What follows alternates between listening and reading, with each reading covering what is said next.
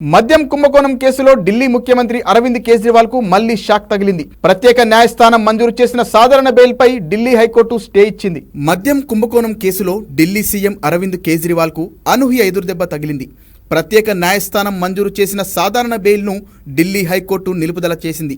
Rouse Avenue court bail మంజూరు చేయడాన్ని enforcement director అధికారులు ఢిల్లీ హైకోర్టులో సవాల్ చేశారు. అత్యవసర విచారణ చేపట్టాలని విజ్ఞప్తి చేశారు. ఈ నేపథ్యంలో ట్రయల్ కోర్టులో విచారణ కార్యకలాపాలను నిలిపివేస్తున్నట్లు హైకోర్టు న్యాయమూర్తులు జస్టిస్ సుధీర్ కుమార్ జైన్, జస్టిస్ రవీందర్ దుజాలతో కూడిన ధర్మాసనం స్పష్టం చేసింది. బెయిల్ను సవాల్ చేస్తూ ఈడీ దాఖలు చేసిన పిటిషన్ను తాము విచారించే వరకు ట్రయల్ కోర్టు ఆదేశాలు అమలు కావని తెలిపింది.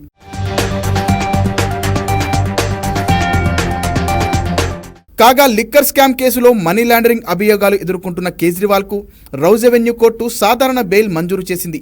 1,00,000 వ్యక్తిగత పూచీకత్తుతో విడుదల చేయవచ్చని ఆదేశించింది. అయితే ఈ తీర్పుతో పైకోర్టులో అప్పీలు చేయడానికి వీలుగా దానిని 48 గంటల పాటు పక్కన పెట్టాలని ఈడీ విజ్ఞప్తి చేసింది.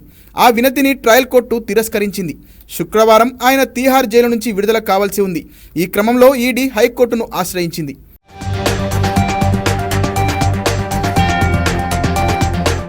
ట్రయల్ కోర్టు ఉత్తర్వులను సవాల్ చేస్తూ దర్యాప్తు సంస్థ హైకోర్టులో పిటిషన్ దాఖలు చేసింది.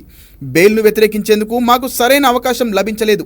వెకేషన్ బెంచ్ మా వాదనలను వినిపించుకునేందుకు సరిపడా సమయం ఇవ్వలేదని ఈడీ తరపు న్యాయవాది అడిషనల్ సోలిసిటర్ జనరల్ ఎస్వి రాజు హైకోర్టును తెలిపారు.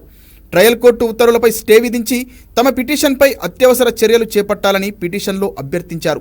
ఈ పిటిషన్ను స్వీకరించిన హైకోర్టు దీనిపై శుక్రవారమే విచారణ జరుపుతామని వెల్లడించింది.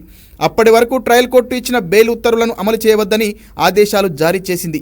దీంతో కేజ్రీవాల్ ప్రస్తుతానికి జైలు నుంచి విడుదలయ్యే అవకాశం లేకుండా పోయింది.